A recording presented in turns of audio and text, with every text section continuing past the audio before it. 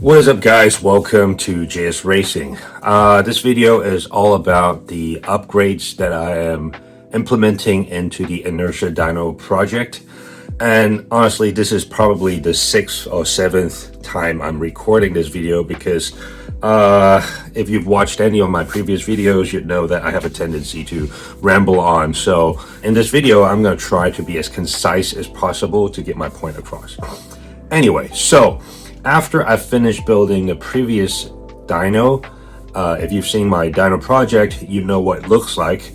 It's a very simple dyno that uses a very heavy flywheel, uses a Arduino Uno board coupled with an Arduino shield as a data collector, and it uses the simple Dyno software as a processing software. So it works very well, but there are many shortcomings to that system because, first of all, it's a very old software. It's no longer being maintained or being updated. It's like 6 or 7 years already since the last update. Second is the board itself is not very powerful. It's the data rate is not that quick either. And the way I collected the RPM was not very elegant either. So I really wanted to improve on all of that. My previous idea for improvement were almost always like very superficial stuff, like maybe, making the chassis of the dyno a bit thicker, stronger, so it can have less vibration, or at least less affected by vibration, because the Hall sensors that I use to detect the RPM of the flywheel and the engine, they're very prone to being affected by vibration. I want a bigger flywheel to simulate a much more realistic condition for the engine. I wanted better brakes, better throttling system, all that. But ultimately, I was always limited by either the board or the software's capability. So after having spent so much time developing app and firmware for the KartHUD system, I decided why not use that same experience, or at least that knowledge, to develop the system for the dyno, and that's what I did. So in this video, I will show you all of the improvements that I've made to the hardware side and also the software side. So let's go.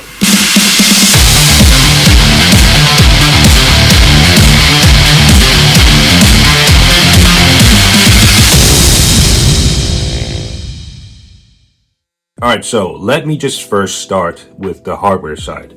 Right now, the processing unit is much bigger. This is the previous one. It's very small, right?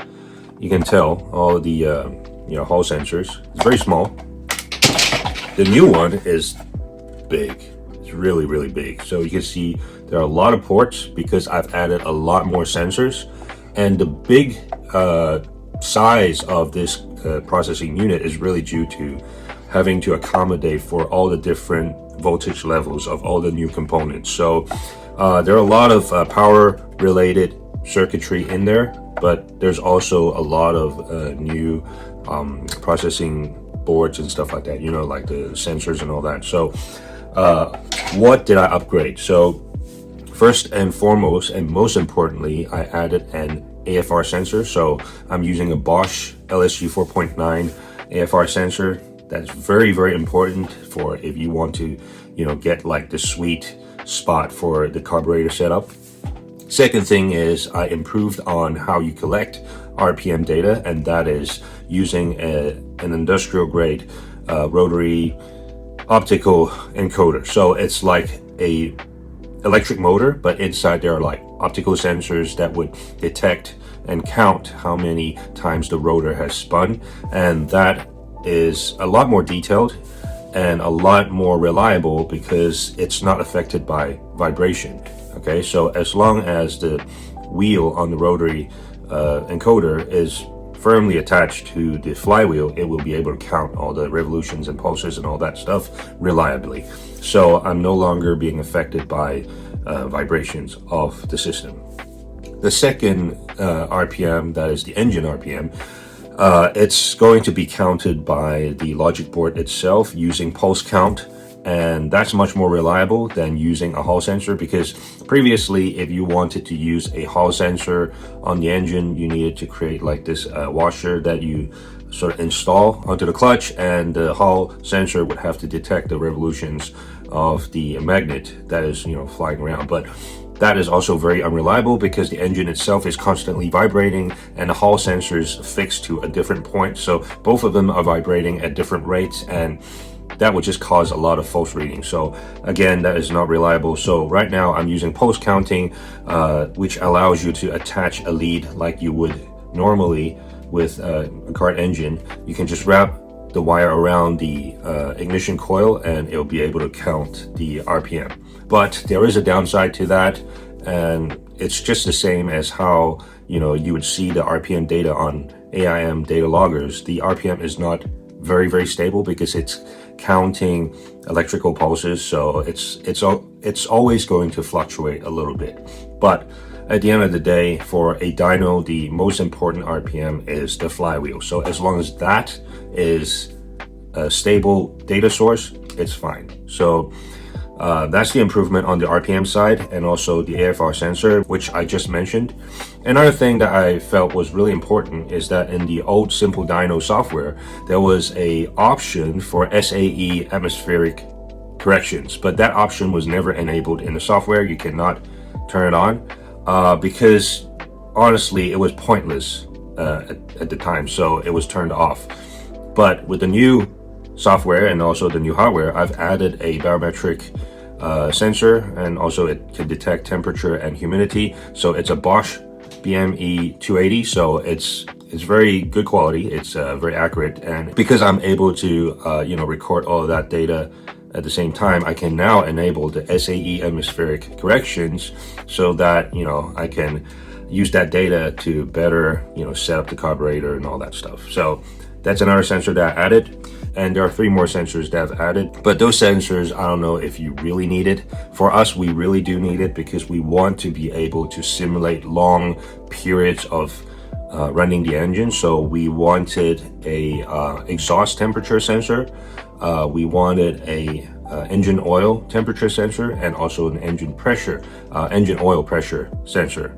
The engine oil pressure sensor is more for our filtration system, because there is a pump that drives the oil through the filter. So if the pressure is too high, it can actually jam the gear that runs the pump. So we needed that sensor to really just to set the right amount of pressure for the oil filter to work properly. So that's all the hardware updates that we've made to the system. So it's quite a lot of new sources of data, and with that amount of data, we also wanted to increase the resolution of the data. So right now with the new hardware, it can support up to 100 hertz of data updates. So that's great because with the power curve, or all the torque data being collected, it's gonna look a lot smoother, it's gonna be more detailed, and that's gonna help us get even more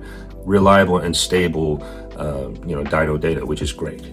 So that's the hardware side. So let's look at the software. Now with the software, I've completely overhauled the software itself. It's now multi-platform, so it's able to be deployed on the Mac OS, Windows, iOS, and Android. And the reason for that is because the new logic board supports wireless connection. So right now I have defaulted to using ad hoc Wi-Fi as the main connection, and this would allow us to really isolate the dyno, because previously we had to be right next to it, which was again very dangerous and too unhealthy, because you are constantly sucking in all the nasty fumes, and on top of that it's extremely noisy. So with the wireless setup, we can now have it isolated in a room. It has its own filtration, like air supply, whatever, and we can be safely away from that setup, which is very important.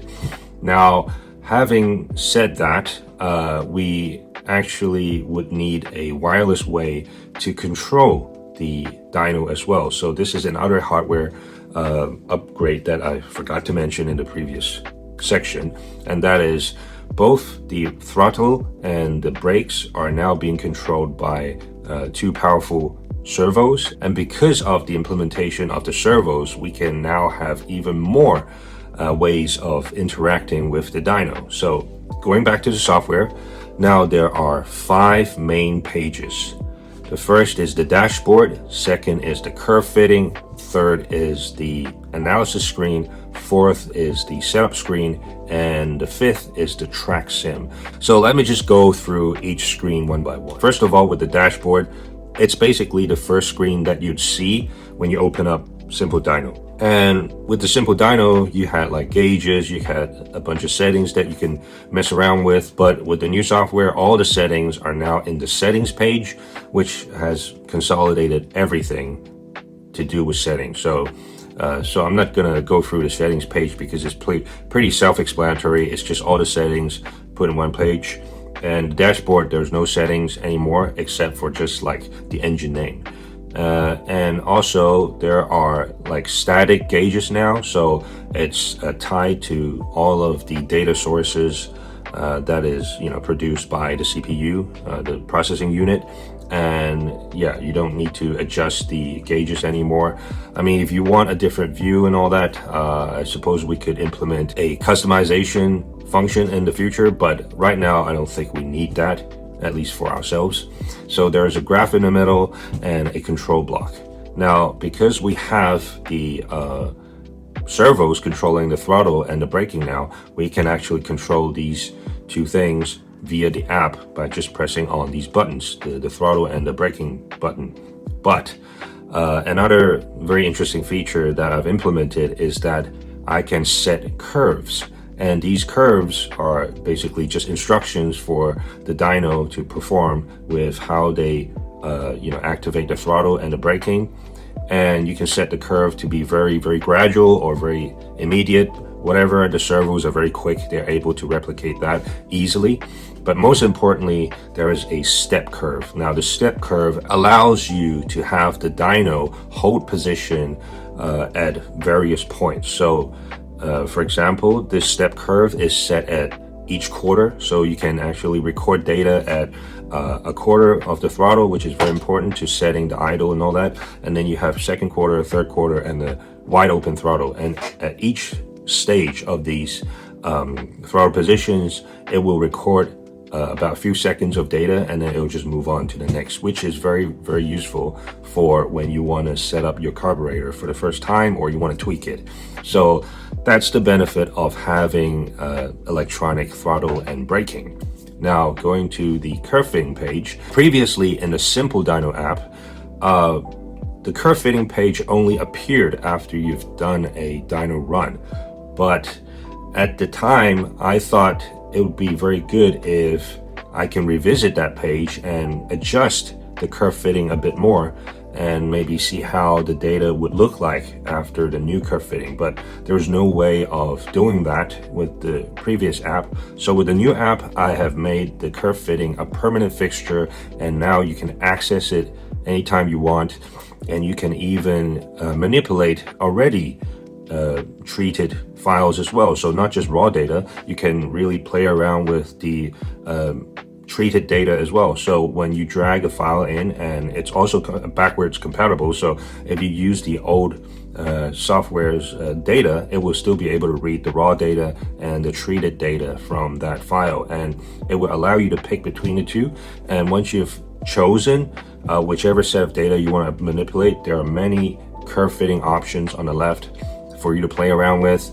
And yeah, I mean, ultimately it's just up to you how you want the curve to fit through the set of data. But with the new rotary encoder, I think all the vibration reduction and all that stuff, I think it will be rather redundant in the future for at least all the new data being collected, because it's going to be more detailed, it's going to be a lot smoother. So I mean, it's at least there are tools for you to play around with the curve. So at the end of the day, I think the curve fitting is going to be a fairly easy affair.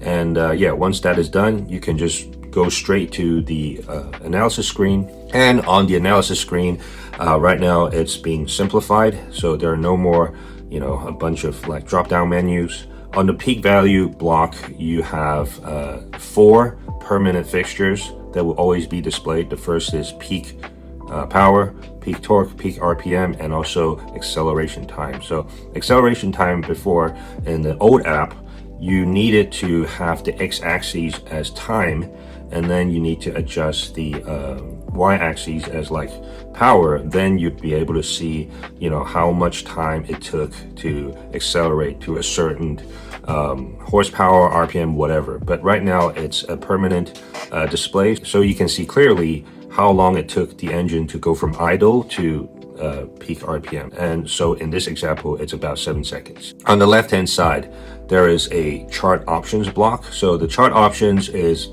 pretty much the same thing as the drop down menus as in the previous app, but in this case it's permanently fixed to a certain data type. So you'd have torque, you have RPM, and then you also have like the AFR, you have the temperatures, all that stuff. So if your file has all of those extra data fields, extra buttons will appear, and then you can choose to show them and not show them. Now in the previous app, you could only load 5 different runs. So in this app, I maintained 5, but I think in the future I would be increasing that to 10, but it really depends because, unless you're really comparing to a lot of different engine types, maybe it's a bit pointless to increase the number of curves that you want to be displayed at the same time, because it gets rather crowded. Anyway, so those are the screens that you're familiar with from the simple Dyno, just improved. Now the 5th screen that I added was the track sim, and this is very important because with the electronic throttle and the braking, now I can actually perform simulations on the engine with track profile. So if you go to profiles, you can see I've created a bunch of mock profiles already, and they both show RPM curves and throttle curves, and these are the curves that the Dyno would be able to mimic.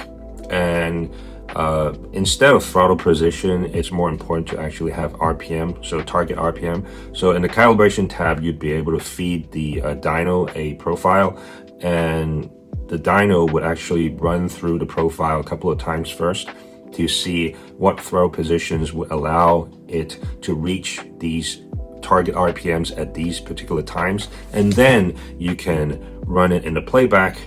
And if you look at a playback screen, you can see the track profile loaded, you can zoom in and zoom out, and most importantly, on the left hand side, you can decide what to do with the track profile, whether you want to use it as an engine run-in sort of operation, or you want to do a simulation. So for some people, they want to simulate a simple session, so you can say run maybe 20 laps with this profile and see how the engine performs, or you can use the profile as an engine run-in sort of program, and then you can set what's the power output for each particular lap, and it will adjust the curve accordingly to sort of simulate the run. And it actually makes it so much easier for us, because with all the new engines, if you want to make sure that the engine is healthy and all that, you really need to run in the engine properly. So you don't want the new engine to just begin going full power and going around a track crazy and stuff. So with this run-in program, it's going to be a lot healthier for our engines. And that's basically all the upgrades I have made for the software and the hardware. It was a really tough project because previously I tried to modify the original source code to do what I wanted it to do, but it was quite tough. So I decided to just scrap a lot of the previous functions and just re-implement them in a new environment, in a new language, so that I can actually have it deployed to different platforms. So right now, being able to deploy it on iPhone, Android, macOS, Windows is actually quite beneficial, because for example, like when I used to go to my workshop and I forgot to bring my computer, I wouldn't be able to run the Dyno at all. But with the new software, now that I can just bring my phone, I can run the dyno runs collect the data, and obviously with the iOS, you can save all the data onto the cloud, and then you can just go back home, open it up on the Mac, or even on a Windows computer, and then you can load in the files, and then you can go through the curve fitting and analysis and all that stuff. It just makes it so much